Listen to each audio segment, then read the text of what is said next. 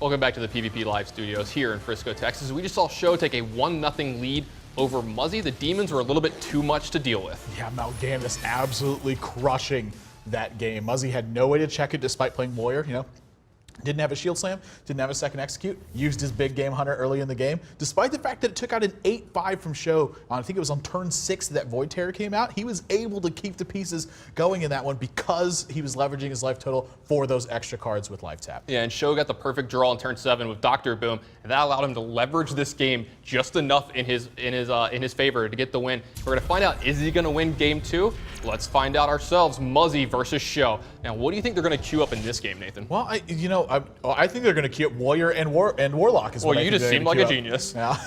Muzzy's swapping it over, though. He's going to go with Grim Patron Warrior. I actually love the fact that he's swapping between these two strategies. Looks like handlock here from SjoW as well. Yeah, SjoW is a very strong control player historically. Loves to play handlock, and I don't think that this is going to be any exception to this match. A lot of people think that this handlock deck is one of the best ways to tackle the Grim Patron Warrior deck. You just have such massive taunts. They don't ever find time to utilize the Grim Patrons attacking into a bunch of minions, then building a big board state. Even the event that they get to something like that, you have Hellfires and Shadow Flames to clear that out. So I love the swap up here from Muzzy, but SjoW's read very strong. Yeah, great queue up from SjoW here, as well as sticking within the same class and then changing decks. We've talked about this on HPL. Can really throw a curveball in the mulligans that your opponent makes. Yeah, both of these guys have done that so far here. It's going to be unstable goal early for Muzzy. He wants to hide Acolyte of Pain behind that and look to get some value. Now, is that SjoW or is that Santa Claus Sifka over there? I see a banana making its way into the picture a lot on SjoW's side. Got to get that potassium. Going to help you think, of course, as always. And, great start here from both of these guys so far. SjoW's got Twilight Drake and Mountain Giant in his hand, and Muzzy has got the Unstable Goal and Acolyte of Pain to hide behind it. So is SjoW going to be able to answer all of this efficiently right now? Because this is a pretty interesting turn from him. He can develop one of these major threats, but he's going to be giving up card draw over to Muzzy. Can he afford to just wait on that pressure and take out this Acolyte of Pain straight away, or does he want to develop? No, I think you have to develop a Twilight Drake here and just hope that you don't get something like executed this turn. But even if that happens, you do have this Mountain Giant behind it, so it's not the worst thing in the world. It's not the worst feeling. Yeah, giving up card draws, though, always something that's very scary in these matchups. And he's going to, looks like, this is going to be at least 2 card draws off this Acolyte of Pain now. Might keep it around, though.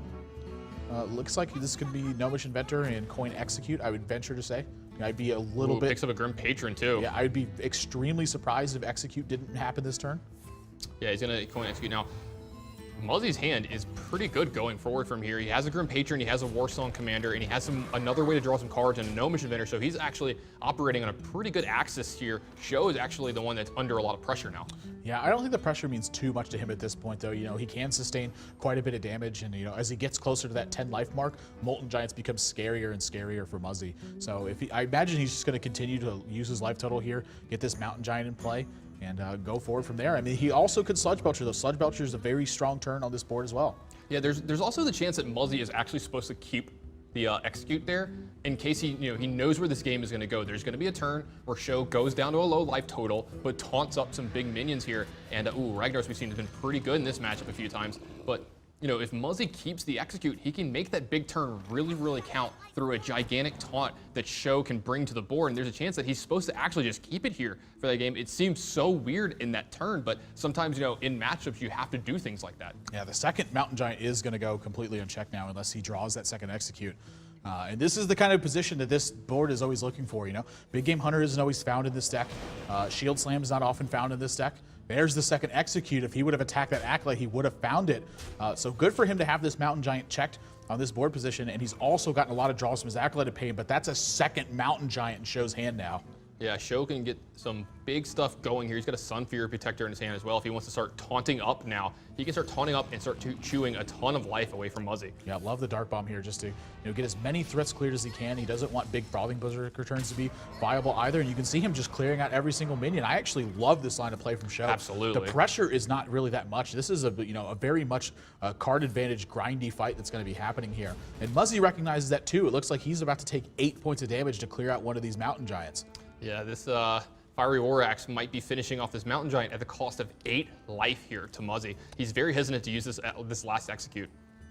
Yeah, I mean, he's going to have to use his life X. Yeah, I think you just have to this turn. Such a massive threat in this matchup. He's got 3 draws off his Acolyte of Pain now. And this 8 life, this is easy trade for Muzzy right now. I mean, this tech, Handlock doesn't apply a ton of pressure to you. You know, it wants these big singular threats to get a lot of work done. So the fact that he can trade 8 life effectively for one of those threats, I think he's totally fine with that. Oh, that's a pretty good draw from SjoW here. He wants to develop Loatheb here. I know that like Deathspite and some other things can check it here, but if you develop a Loatheb here, you keep Muzzy from going off this turn, and then you can move into a Ragnaros turn the next turn. But we're going to see the defensive play here in the Sludge Belcher. Yeah, I mean, Sludge Belcher I think is totally fine as well. Muzzy doesn't have a good way to kill this at the moment, and you know, with no minions on the board and a Fiery War Axe down, you know, this is the goal that SjoW was looking towards. Keep the board clear of everything, so that way Sludge Belcher has that massive value in these matchup versus those weapons. And then looking at turn 8, SjoW has a ton of very good options. Emperor Thorson likely to come down.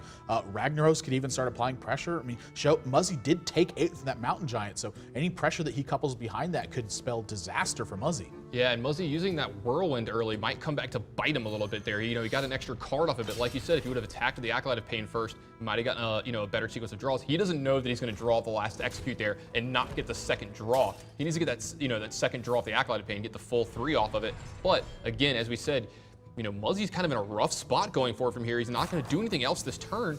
You know, he may Inner Rage here. I think there's a small chance he does, but I'm not so sure about that. And now SjoW's going to be able to get this Ragnaros in play if he wants and really start to put the pressure to Muzzy. Yeah, I mean, I have to believe when you're sitting behind a Sludge how do you not take Ragnaros here? Yeah, I mean, just looks so beautiful. I mean, Emperor Thorson looks very strong too. I mean, this is a really tough turn for him, and he's going to spend his full 90 seconds thinking about how each one of these lines is different over the next couple of turns. I mean, and that's a lot to think about. It's really hard for me to pass up on a Ragnaros here. You have a Siphon Soul, you have an Ironbeak Owl, you have another Sludge Belcher to kind of recover from. You still have Emperor Thorson on your hand for later. You still have a Loatheb. I mean, I just don't know how you pass up Ragnaros here unless you just have a completely different game plan in mind.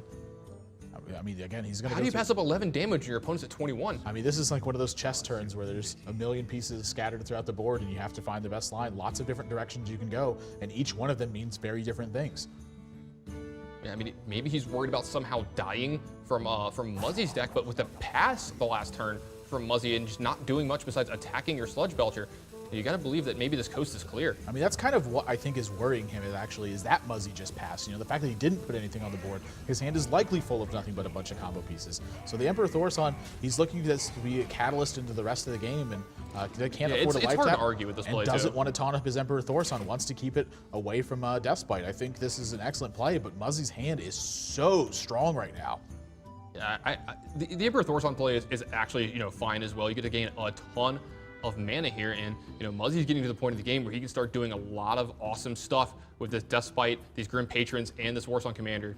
And he's got Frothing Berserker too. Muzzy can do a ton this turn. Now it looks like he's got 14 points of damage available to him, and he's going to go for it. So you're going to see Inner Rage first onto this Grim Patron. Deathspite is going to make more copies of that, and you know, I would venture to say he's going to end up trading with his Emperor Thorson at some point, because 14 points of damage isn't quite enough, but it will put SjoW in a very dangerous range, and maybe that's what he wants to be doing, is just applying a ton of pressure. Yeah, I think so for sure. You definitely want to apply as much pressure as you can from here. Make SjoW be reactive for the rest of the game, and then maybe you'll be able to push through a big turn of Grom or Frothing Berserker. So 4 Grim Patrons on board, about to be a 5th now with his attack into the slime, and they all have charge this turn. So how does he want to push this damage out now?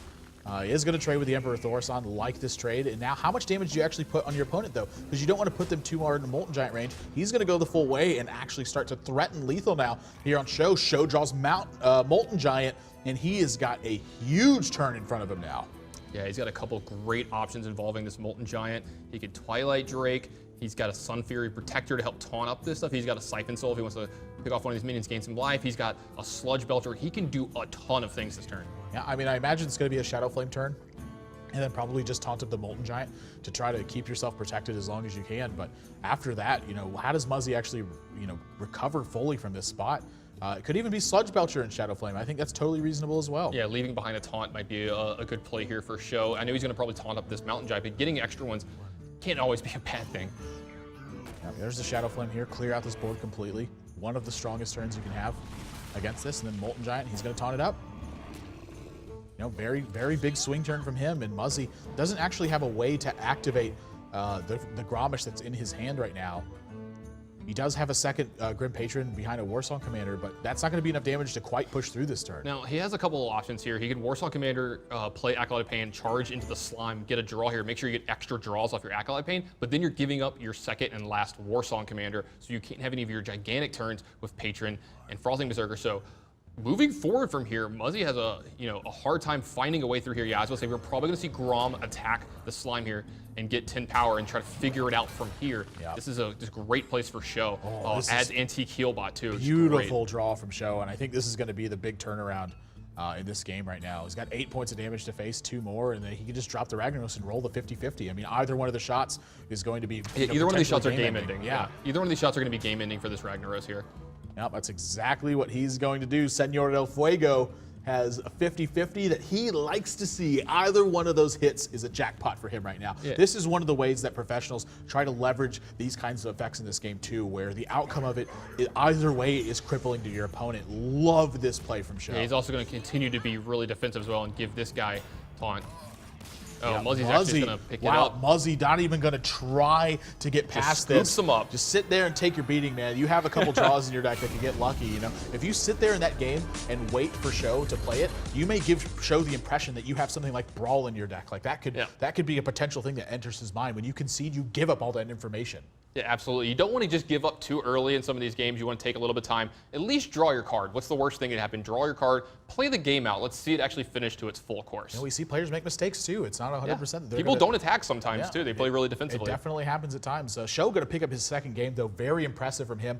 Love his queue up again, illustrating the power of why that deck is so powerful against Grim Patron Warrior. If you guys want to take a look at this game for yourself, maybe you've been having some trouble against Grim Patron Warrior, head over to pvplive.net and see the full recap and the stats breakdown from this game, how they played their strategies and how they've been queuing him up, not only in this match, but also in their competitive histories. They're making changes to their deck right now. They can make any adjustments they want. That's the HPL format. But when we come back, SjoW is on match point, and Muzzy is going to need 3 straight if he wants to continue this Hearthlytics winning streak. Don't go anywhere, guys. You're watching Hearthstone on PvP Live.